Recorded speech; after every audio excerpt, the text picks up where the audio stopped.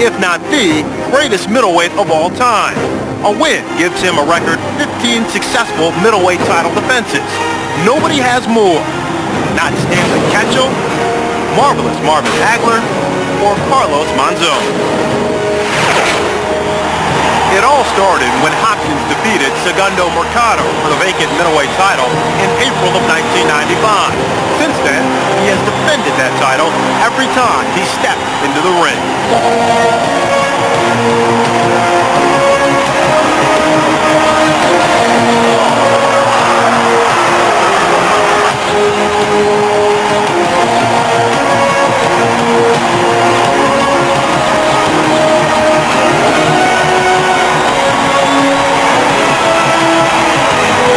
Standing in the way of title defense number 14 was Felix Trinidad, but Hopkins equaled Monzon's record, unifying the middleweight division with a picture-perfect performance at Madison Square Garden. Absolutely astonishing performance. Now, Bernard Hopkins can surpass Carlos Monzon in boxing's record books, and in doing so, rightfully claim his place in boxing history. Hopkins, 6 years older than Daniels. Hopkins enjoying the height and reach advantage. The first weigh-in number that you see came yesterday at 6 p.m. Both fighters making the 160-pound weight limit. And then the second number you see was this morning at 9:30 a.m. and both fighters gaining just a couple of pounds. All right, now for the rules of the bout, let's send it over to our unofficial ringside scorer, the recently retired longtime judge, Arthur McCanty Sr. The unified rules are there are no 3 knockdowns in any given round. Only the referee can stop a fight. The scorecards after 4 rounds, what that means that they go to the scorecard if the fight is stopped after 4 rounds, and you cannot be saved by the bell in any round, including the last round. All right, Arthur, and now it's time to meet the challenger, Carl Daniels. Daniels has been in the fighting game for a long time. Over 13 years, he started out as a junior welterweight. He's a former junior middleweight champion, a pesky southpaw, and he says he's game tonight. But Carl Daniels is making $125,000 tonight, roughly 4% of Bernard Hopkins' $2.8 million, a scandalously low figure. His manager says that he had a handshake agreement with Don King for $800,000. The next thing that he knew, the fight went to a mandatory purse bid, which the manager says was rigged, and he wound up with that $125,000. In addition, he says Don King would not pay for the transportation of the fighter, which is the regular way these things are done, nor give him any tickets to the fight. Once again, this shows that a handshake agreement isn't worth the paper it's written on. One thing certainly that can't be questioned is Carl Daniels' commitment fighting for that little of a purse.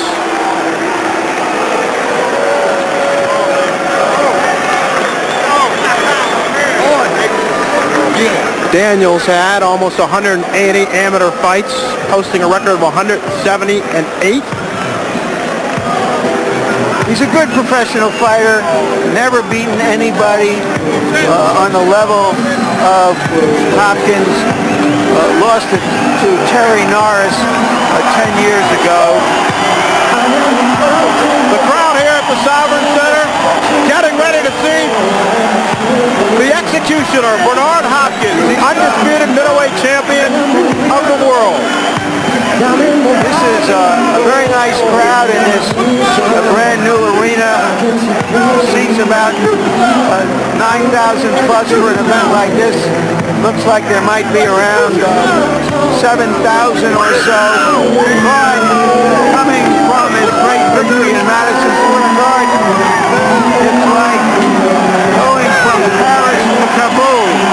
It's like Terry Bradshaw of Sex and the City putting on Kids for a heavy date. Hopkins told us yesterday he's not concerned about looking pretty. He's not concerned about the pound-for-pound list. He's only worried about acquiring the W. But in true Bernard Hopkins fashion, he said if gaining the top spot on the pound-for-pound list means more money, then he's all for it. He is dedicating this fight to a former friend and fighter, Stevie Little, who died of cancer recently, left 6 children, a wife and 6 children, and is donating some money to the family.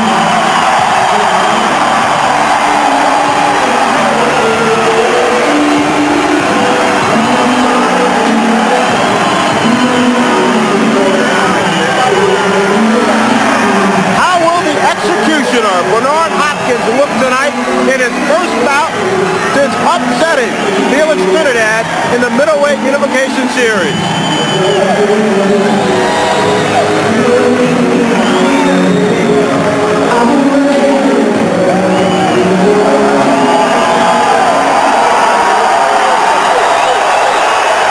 Hopkins comes into tonight's bout with a record of 40 wins, 2 losses, and 1 draw. As you watch tonight's telecast, go to AOL keyword HBO Boxing, where you can listen to live corner audio, choose which trainer and cornerman you'd like to listen to, check CompuBox punch stats, see round-by-round photos, or chat with other fans. Also, answer the question, who would win in a rematch between Roy Jones and Bernard Hopkins? Stay tuned at the conclusion of Jones versus Kelly for results.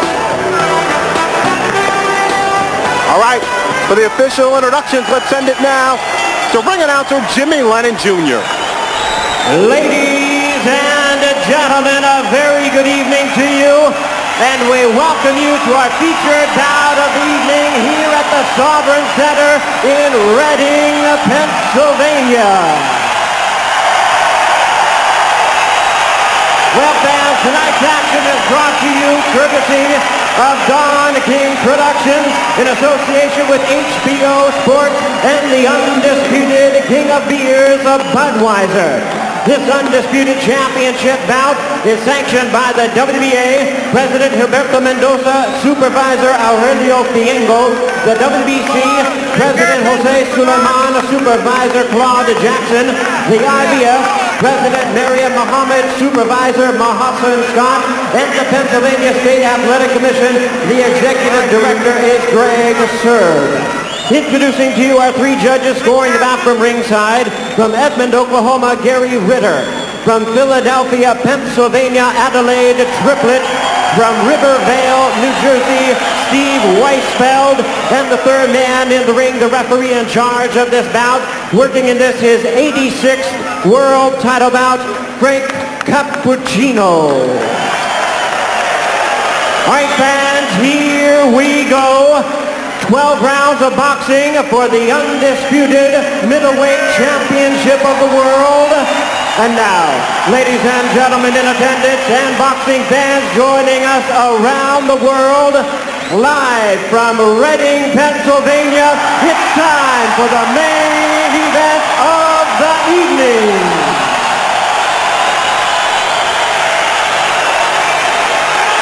Introducing to you first the challenger. On my right, fighting out of the blue corner, wearing black trunks with silver trim, hailing from St. Louis, Missouri. He weighed in at the middleweight limit of 160 pounds even.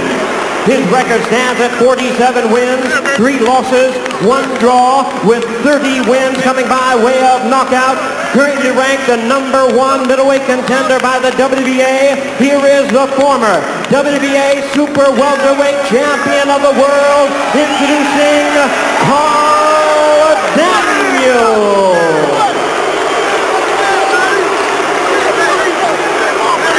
And his opponent across the ring, the defending world champion on my left, fighting out of the red corner, wearing black trunks with silver trim, fighting out of and representing his hometown of Philadelphia, Pennsylvania. He weighed in at a trim and ready 158 3/4 pounds. His record stands at 40 wins, 2 losses. losses, 1 draw, 29 wins coming by way of knockout. Ladies and gentlemen, tonight he is making an unprecedented 15th defense of his middleweight title. Here is the consensus fighter of the year, the undisputed middleweight champion of the world, introducing Bernard, the executioner, Hopkins.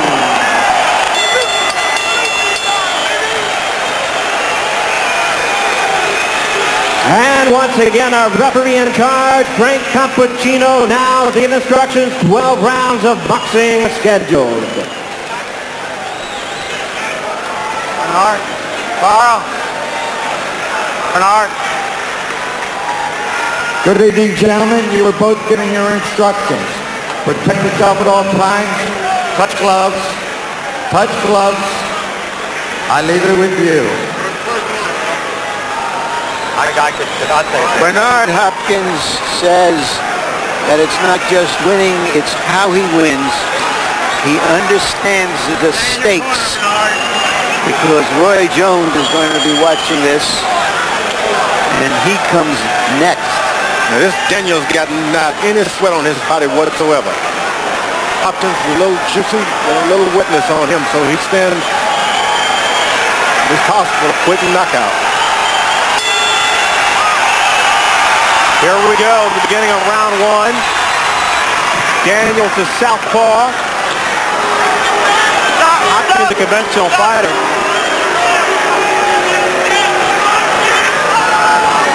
Bernard told us yesterday his game plan isn't so much about worrying about keeping his outside foot outside of Daniels' lead foot, but rather to take the fight up the middle through Daniels' chest. Stop! Break! Break! Break! That's not both of you. Daniels got to make sure he confuses, make sure that Hopkins thinks, hey, you're not in the ring with your last opponent. I'm somebody different. Confuse him for at least 2 or 3 rounds and then get wild with him. Pick up the pace in the 4th, 5th, and 6th rounds if he's got that much seven. Hopkins doesn't make certain he doesn't give this guy any extra courage. Make sure he takes the power early. It's worth mentioning, Daniels has not fought since December of 2000. 13-month layoff, second longest of his career. So part of the problem the first 6 months were promoter problems. Then he says the number 1 contender, he didn't want to risk getting in the ring with anyone else until he had a shot at Hopkins. And here we are. So far, so good for Daniel. Got Hopkins confused, swinging and missing, making him go back to his old unorthodox fouling and all of that, get him confused. You don't want him, he looked like a master boxer the last time. Don't make him look good this time. Daniels comes through with a straight left hand.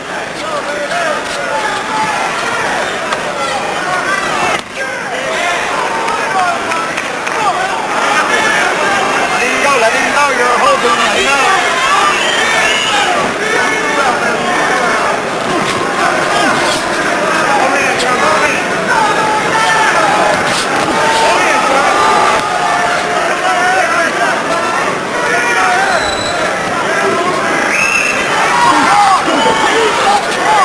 Not an easy thing to fight in front of your hometown, all of your friends.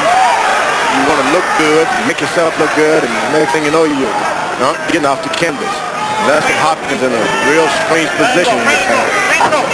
Well, Hopkins told us he knew it was going to be an interesting situation fighting a southpaw.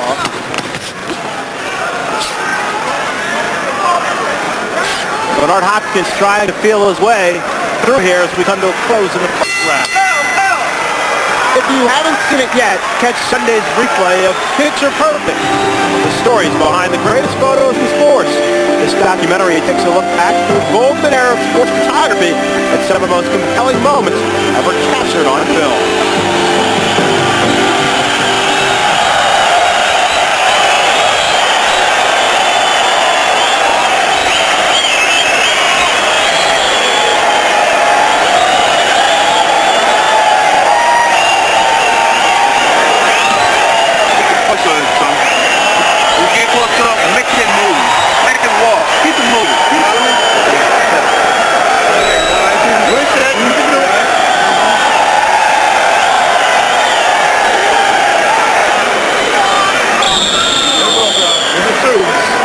Daniel says that he shadow boxed with Roy Jones when he was an alternate on the 1988 Olympic team. He did some pretty good shadow boxing in that first round, George. That's what you want to do if you're Daniels. Keep this thing so unorthodox, so you can unnerve Bernard Hopkins. Don't let him hit you with anything. Make him miss a lot. Then you got a fight on your hands. Keep him up, man. Hopkins, a looping left hook. Then he came back with a low right uppercut. That's the Hopkins you want. Make him start fouling. Show exactly who he is. Don't make him look good. Then he'll get desperate and you can do something.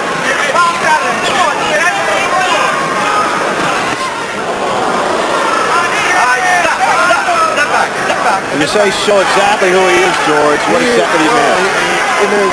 Throughout his whole career, he's not been a master boxer. He's been a guy who likes to hit below the belt, hit behind the back, things of that nature. Bring that out of him, and then you can bring him back to the reality. Look, you're not a master boxer. Make him start slugging, then you outpoint him. Then go for a knockout in the last 2 or 3 rounds if you're still around. That's what Daniel's going to have to do, and so far he's done a good job. Make him miss. Hopkins comes through with the right uppercut. The two exchanging power punches at close range. Hopkins going to work at the body of Carl Daniels. The pace picking up here in the middle of the second round.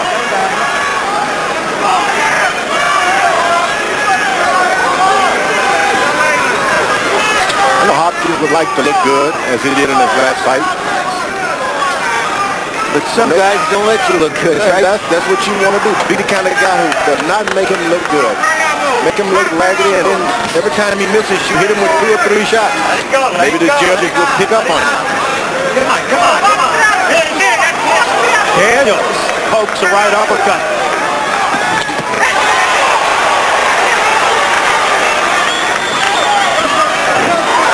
Hopkins catching Daniels with a counter left hook to the head.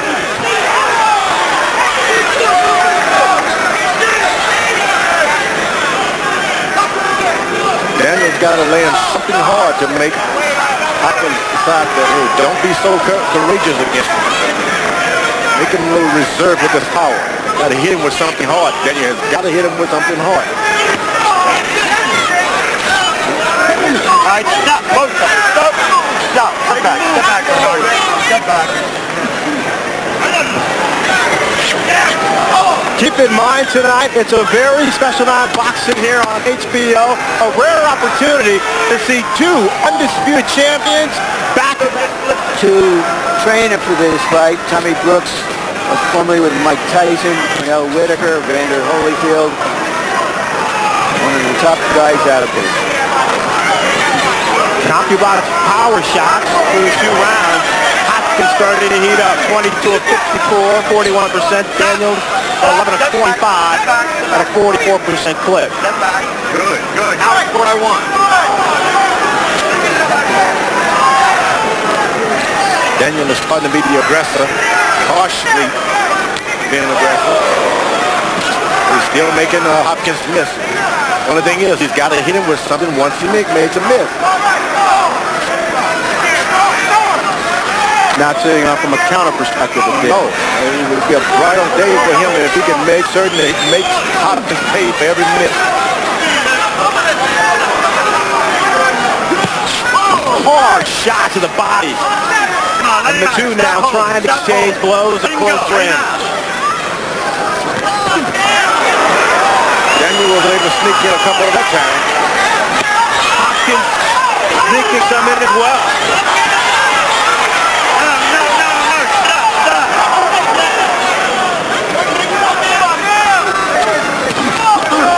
Left and right jab by Daniel, right in the between the defense of Hopkins. Hopkins is doing a good job of going to the body to make certain that this guy gets weaker every round.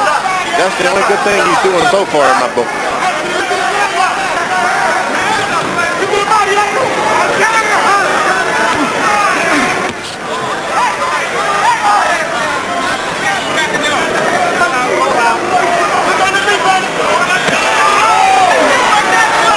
Hopkins delivered a left hook to the body, and Daniels comes right back, poking to Hopkins' defense. They are in close. Hopkins really doing a good job on the body since he's having trouble reaching the head so far. What a good pro will do. Straight through the defense of Carl Daniels comes Bernard Hopkins.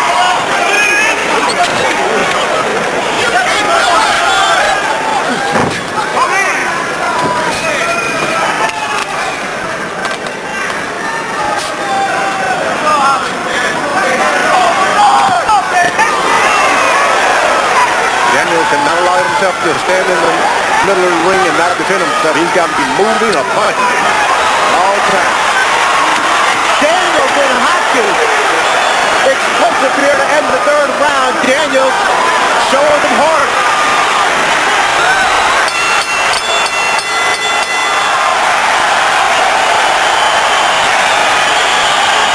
The crowd comes alive. A little too far away. Just a little too far away. Close in a little bit. You're a little comfortable. Get on low. All right, Ben? A little too far away. You're a little comfortable. And you don't load on. Inside, make him walk. You got to make him walk. Don't let him try to run on top of you, all right? That was beautiful what you ended up in that round. Okay? You need more of that. You need more of that. How you feel? Good. Beautiful work. Despite the perceived pressure to perform sensationally, Hopkins showing poise and patience, just fighting the man in front of him, going to the body. And sometimes just a little under the body.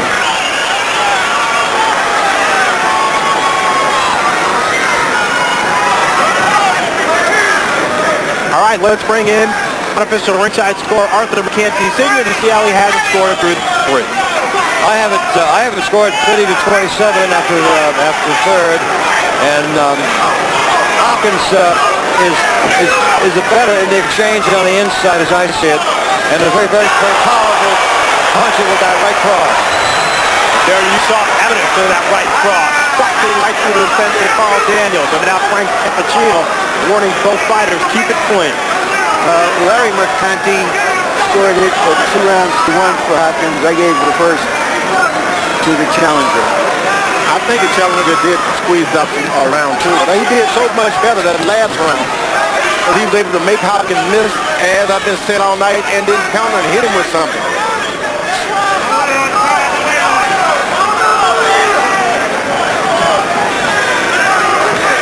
You've heard Bowie Fisher, Hopkins' trainer, in between rounds. Ooh, Hopkins ripped the left hook to the head of Carl Daniels. And when Hopkins jumped on him, he jumped right into a good straight right hand as well. Bowie Fisher telling Hopkins, you're too far away, get in close. And Bernard listening to his longtime trainer for 13 years. Hopkins is going for power now. He's throwing 1 or 2 shots at a time. He's taking his time to aim good.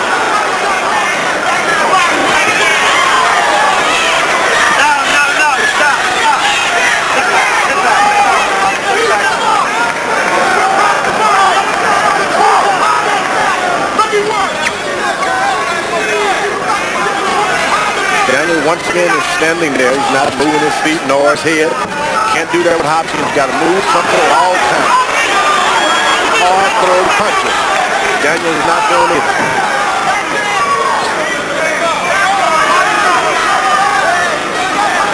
George, do you believe those body shots from Hopkins are starting to have an effect on Daniel's movement? No doubt about it. He's been able to put those body punches in there. But look, you've been in training for 6 weeks. Nothing wrong with getting some body shots. Keep moving.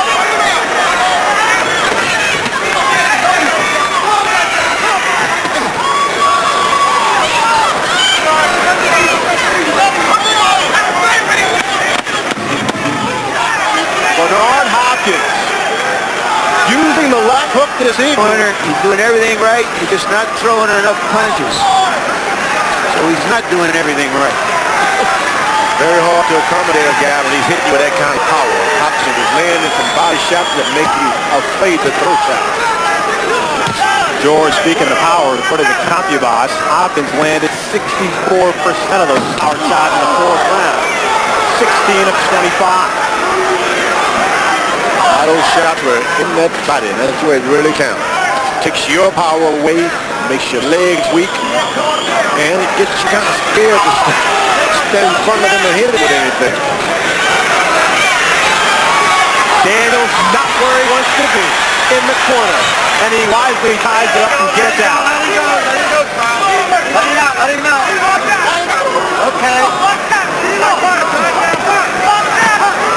Hopkins, two right hands slapping to the head and the body.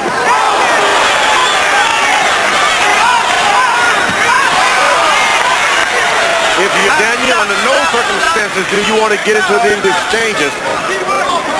Don't exchange shots. Do what you're going to do and get out of there if you're Daniel.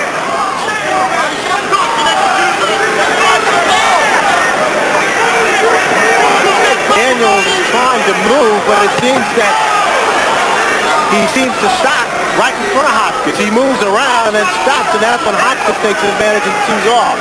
That's what happens when you get so many body shots early in a fight. You just can't get away when you want to.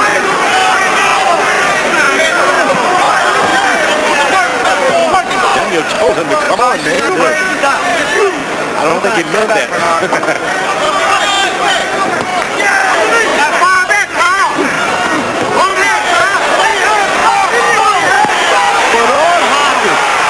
Continuing to bruise the body and fire off power shot to power shot.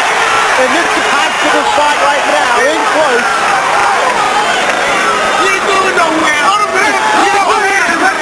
Daniels come through with the straight 1-2. Beautiful straight left hand from Carl Daniels.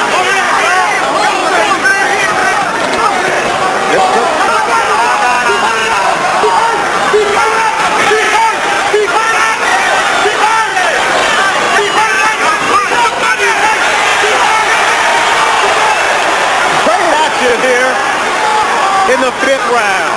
There's a smirk on the face of Bernard Hopkins. He thinks he has Daniels hurt in the body and set up for a spectacular finish somewhere along the way. Well, one undisputed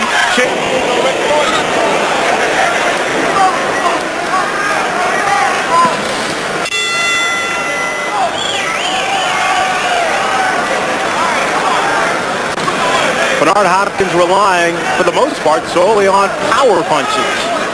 28 of 43 in round 5, 65%. And Daniels' output slowing down, 6 of 18.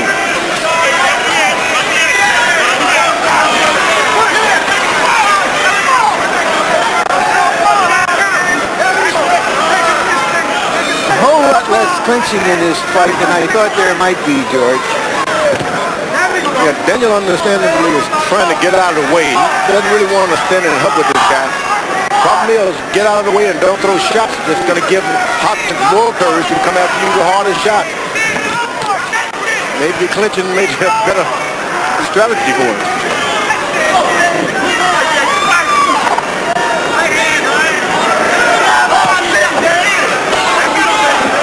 Now Hopkins is showing no fear. Stands there to turn the hook properly like you're teaching a class of boxing. What about this point, George? Bernard Hopkins has fought, for the most part, his entire career as a middleweight. Carl Daniels started out as a junior welterweight. This is only his 11th fight as a middleweight. Does that have an effect on his power? I don't think any of that has any effect. We saw with Felix Trinidad was up and up power as he went up. Woo! Hopkins got him following him around now without moving his head. Ball into trap, so Daniel is better do something quick. You don't want to follow a punch around and not move your head or your feet. This is where Hopkins is at his best when you follow him a little bit, not do anything.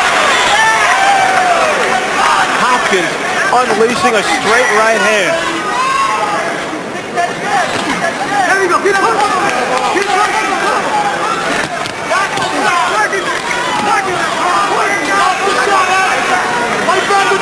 Daniel is trying to find himself in the pocket of Hopkins. Gets a little close. Look like he's just setting his defense, but he's not. He is trying to drive in some kind of uppercut with a left hand. But at what point, George, does Carl Daniels need to become more active? I think that he's conceded the activity part now. He's just looking for one shot. There it is, one. All night he's got his eye looking at that shot. Nate Hopkins missed there, and he came back with a counter straight left.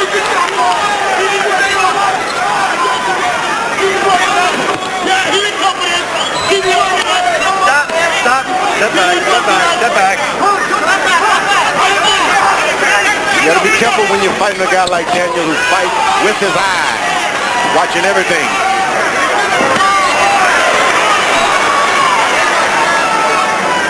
All right, my turn, fellas. Undisputed middleweight champion Bernard Hopkins in complete control here as the 8th round comes to a close. We will see undisputed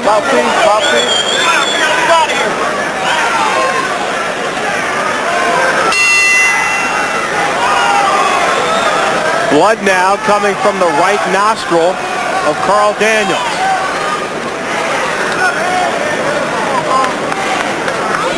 Daniel is trying to set a trap. 2 steps forward, back up, trying to get that left uppercut in. Hard, crisp, right shot to the body by Bernard Hopkins. Hopkins not letting him off. Makes him pay for every step back.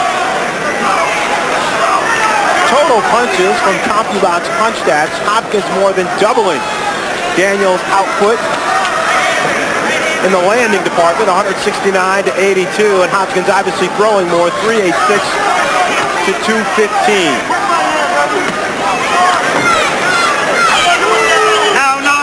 Daniel sits, try to get in position for that uppercut. I'm telling you, watch her all night.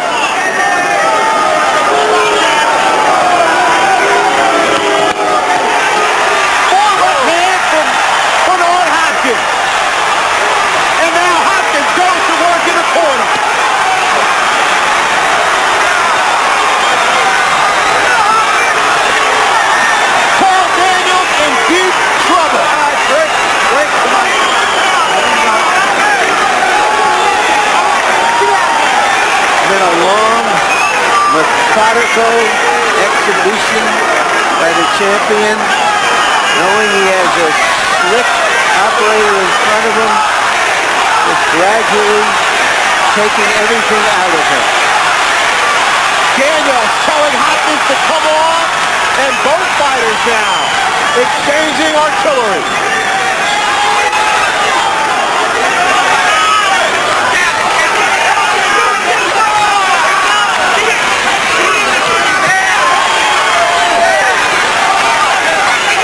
Daniels now talking to Hopkins.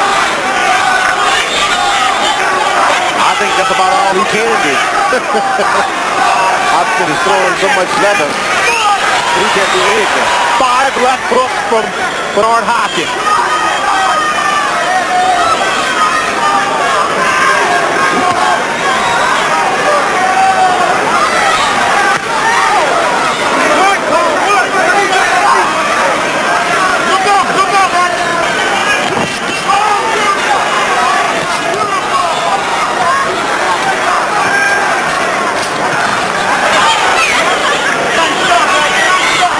Has been quicker to the punch all night long. He's come through with more aggression, and he is easily in control through 9.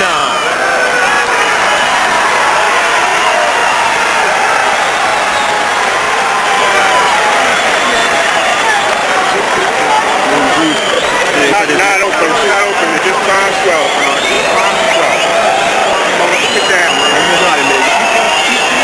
Almost done. Oh, yeah, baby. You ready to go? Keep going what you do. Ready to go. felt it. You know what I'm saying? He knows that you're behind. That's why he's doing what he's doing. In order for you to get back in this fight, you got to shake him up. This is how Bernard Hopkins got here. Beating a lot of opponents you never heard of, some you have heard of, always ready to fight. Always ready to fight, no matter what style, no matter what inspiration is in front of him.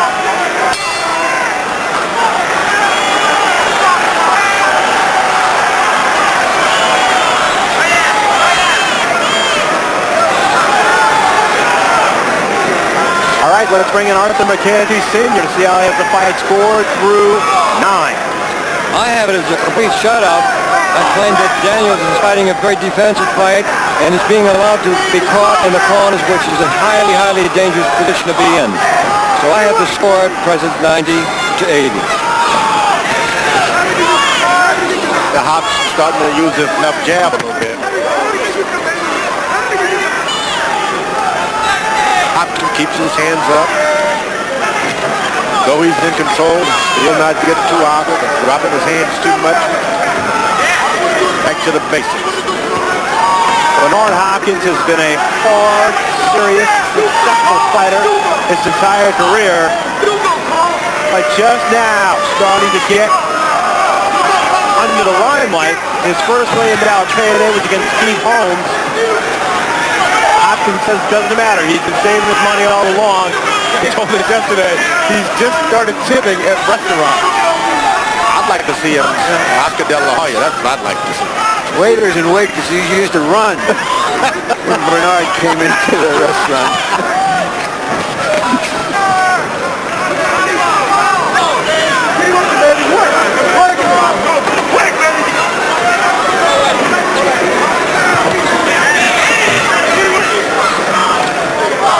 The good thing about this, Hopkins has deserted all of his bad tactics. He's really fighting a clean boxing match. It really is. We thought there was potential for some dirty antics just from the standpoint of the difficulties in his style. With southpaw. He's been true to form now. He's fighting like a real champion. Throwing the left hand. Jab. Going underneath with a hook. Straight right hand. Lead right hand. Then hook. Everything you want. Get your books fighter tonight. Displaying both quickness and power. Stands on his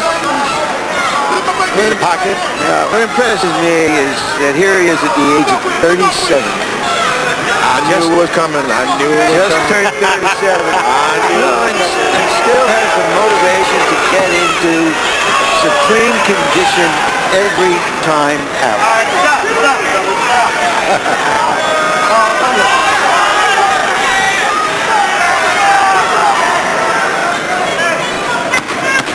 Undisputed light heavyweight Roy Jones is no longer watching, but he might want to take the peek. Bernard Hopkins is serious. Let's send him down to Jim Langley in Miami on the special night of HBO boxing. And we bring you back to the American Airlines Arena to remind you once again that in moments now you'll be seeing that man, Sydney, Australia sanitation worker Glenn Kelly, the latest in the long line of relatively anonymous challengers for Roy Jones Jr.'s undisputed light heavyweight crown. As always, the spotlight is on Jones. The expectation is for an easy Roy Jones victory. We'll see if that's what happens when we come back down here for the second half of our two undisputed champions doubleheader. Back to Ray. The finally, Frank Cappuccino is waving the fight off. The fight is over. Carl Daniels' corner elected not to go on.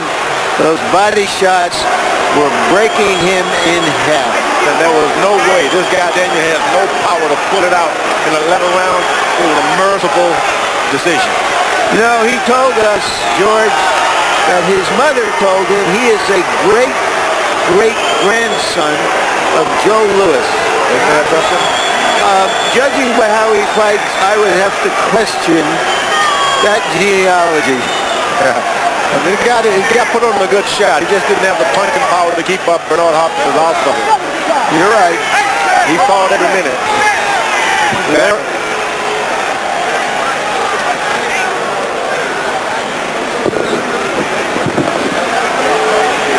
Let's take a listen in to see exactly what happened. Right here, baby. Quick. There you saw Carl Daniels shook his head. Tommy Brooks asked him how he felt, and he simply shook his head, no. Tommy Brooks is a merciful guy because he's seen this guy really taking a big, bad beating from Bernard Hopkins, and it wasn't going to get any better. I don't know if I would quit, but job of the corner to say I don't want it anymore. But it was a merciful thing to do. He wasn't going to get any better. Probably he was going to get the worst of it. The fight would go on. All right, George, and now for the official decision. Let's send it into the ring. Jimmy Lennon Jr. Ladies and gentlemen, upon advice of the corner, this bout has been stopped by a referee in charge, Frank Cappuccino, at the end of round number 10.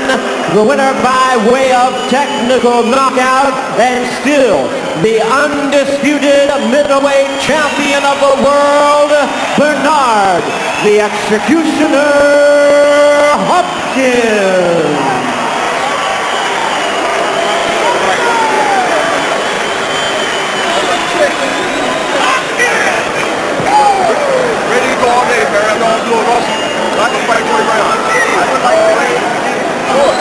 So Bernard Hopkins remains the undisputed middleweight champion, and he did it in impressive fashion. Let's take a look at the final punch stat numbers. Hopkins more than doubling Daniels' landed output, landing at a 45% rate. Daniels at 38%, but throwing just 249 punches. And here's where Bernard Hopkins won this fight. Power shot after power shot to the body. 199, nearly 4 times more shots landed by Hopkins than Daniels, landing at a 56% clip. Very impressive. Larry Merchant is standing by with the winner, undisputed middleweight champ Bernard Hopkins. All right, thank you very much. Bernard, congratulations. What is your feeling about setting a new record for successful middleweight championship defenses? It's great, Larry. It's great. It's great because no one can take that away from me. My daughter, which is 3 years old, can remember that when she's 18, when people get to talk about her father. But first, I'd like to thank Ronnie Palis, GoldenPalace.com, and Ronnie Palis for sponsorship. We don't do commercials here, Bernard. The check is in the bank. Well, that's their problem, not ours. All right, but I just thank them. You were facing a slick, cute southpaw. You've seen a few hundred of them along the way. Was there anything different about this? How did you go about it? Well, I went about it the same way. They tried to storm my wheel on Carl Daniels, but he was tricky. I mean, southpaws are tricky. And, you know, Larry, I don't know how I look until I watch the tape, but I never really looked tremendous with southpaws because he really didn't come to fight as far as exchanging. But, you know, hopefully I don't have to see another southpaw no time soon. All right, it seems that you decided early on you better break them down to the body systematically. Let's take a look at a lot of those body punches and tell us about them. Well, I was out too far a little bit on some of the body shots, but I wanted to keep digging right there. The left hook to the body, I worked in camp with it and wear him down because I know he was a mover and he covered his face up pretty good. And he gives you the body because you don't want to get hit upstairs. So I kept on left hooks to the body and hopefully, you know, put money in the bank and get him later on. Do you think that this... Golden Palace.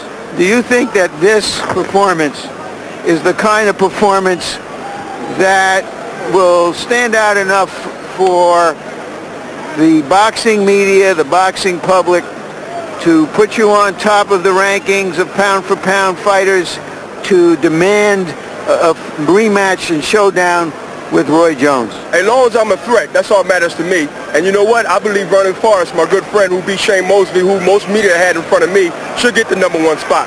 But you know what? I like this, Larry. Whatever the public demands they can have. I want RJ, Roy Jones, pig raising, turtle raising, whatever he is. That's who I want to beat, Larry. But if they want to give me pound for pound, or pound for two, or pound for one, great. Come on with it. All right. Let's talk about the possible rematch showdown. There are two aspects. One is the money. Roy has stated his light heavyweight championship is on the line. He's been a star for a lot of years. He thinks he deserves more money. What is your response to that? Well, Roy Jones been eating a little bit more than that much dog food that he's been feeding his pit bulls down in Pensacola, and it's starting to show on his brain. Roy Jones haven't done lately in the world of boxing to even consider himself pound for pound or even a superstar. Now, Roy Jones Jr. can't expect to get more than Bernard Hopkins after the tournament. All right, let's talk to you down there, Roy. Roy, give us your response to what you're hearing up here. Sound like two cats that really don't know what the hell they're talking about to me. Did you hear me? Yes, I can hear you, Roy. I said it sound like two cats that don't have an idea what the hell they're talking about to me. So, Roy, when you say you feel you have earned the right to have the bigger share of whatever pot there is, you're going to stand by that? Is that what you're telling us? You damn right. All right. Well, that's a major problem already, Larry, and he's setting the stage right now. You know, only person can stop this, Larry, is Ross Greenberg and the people at HBO, because I'm going to force Roy to get out of boxing, or I'm going to expose him as a hypocrite to everybody. Yeah, you do that for me, Bernard. That'd be very nice of you. And you probably should take some good English classes. I'm ready. Hey, Roy, you thought I'd be going by now, but you know what? It's been since '93, baby, and beating Trinidad forced you to fight me. You didn't want Trinidad to fight me because you wanted an easy fight. But I'm going to tell you, Roy, I ain't going nowhere. I ain't going nowhere unless I get assassinated. I'm not going nowhere unless I get assassinated. Where did I think you were going? Hey, Roy, only thing you got to do is tell the world right now that the best pound-for-pound fighters, undisputed, are going to fight each other at a reasonable catch weight, and we'll split 50-50 down the middle, and let's do the fight by June. Come on, Roy, time to put up and shut up. How we going to split 50-50? All right, let's go to that. Roy, let's talk about reasonable catch weight. Bernard weighed 158 for this fight. He's averaged around 158 for his last 4 or 5 fights. You weighed 172. You've averaged around 173 for your last 4 or 5 fights. Can you cut the difference in half? You move down around 7 pounds, he moves up around 7, or do you demand some other kind of catch weight? You know what? Right now, you know, it's like I got a guy here in front of me that I ain't looking past right now that's 6 pounds heavier than me right now. I'm really too big for Bernard Hopkins. I beat Bernard Hopkins before with one hand. I mean, you know, whatever I can do that's feasible, that with the way that I can make, I'll fight it. You know what I'm saying? It's not like that. With me, it's just that y'all try to peep the game. Hey, Roy, like he beat one fighter that has a name. One fighter that has a name. And that's it. You know what I'm saying? After that, what else is happening? You know what I'm saying? What else is happening after that? This the hypocrite about you. You just said just now to the whole wide world that you're bigger than. You just said right now to the whole wide world that you're bigger than me, and so by you being bigger than me, that should make it easy for you to want to fight. You know, at the end of the day, Roy and Bernard, I'm bigger than this is going to happen. This is going to happen. I never said don't want both of you. I never want to make it happen regardless and find a way to make it happen. Right split, your ass is toast. You know, I don't give a damn about no fight. Well, hey, I'm the champ. I'm the champ. I'm the light heavyweight champ of the world. You want to try me for my title? Who I am? You want to try me for my title? 60-40, you get your ass kicked. 60-40, you get your ass tore up. 60-40, you get your ass kicked. 60-40, I kick your ass. Well, I kick your ass. 60-40, I kick your ass. 64, I can't negotiate any further here. You don't want to fight. You have a fight. You have a fight in front of you, Roy. Good luck in Miami. Back to ringside. All right, Larry. George, I don't know about you, but after hearing that, I'm ready to see this fight right now. No doubt about it. It'll be a really beautiful fight. I think that those guys should split the purse and get it on. We saw Bernard Hopkins tonight systematically break down Carl Daniels with those power shots to the body. He's lost very few rounds over his last 4 fights. Is he getting better with age? Hopkins is getting better, but you cannot compare Daniels with Roy Jones Jr.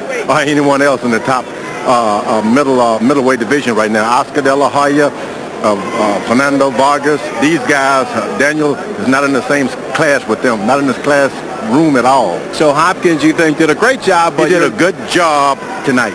Okay, we hear it from George Foreman. Larry, glad to see you made it back down here safely. Any final thoughts? Yeah, and that is about Roy Jones's feeling and what we see, that his greatest asset is this negativity, this controlled anger that he walks through the world with. A couple of recent examples. A year and a half ago, he was pleading with the media to get his name in the headlines so that people would recognize him, so that he would get into that middleweight tournament. Now, he's angry at the media because they don't agree with everything he says or does. Another example. You may remember after his fight with Trinidad how he praised his new advisor to the skies. Later he gave him his boxing gloves from that event. The next thing we knew, he had dumped the advisor, Lou DiBella, then dumped on him. The result, a $36 million lawsuit. There's another old Pennsylvania Dutch saying, we grow old too soon and smart too late. Well, rightly or wrongly, Bernard Hopkins is back in the spotlight getting recognition these days. All right, right.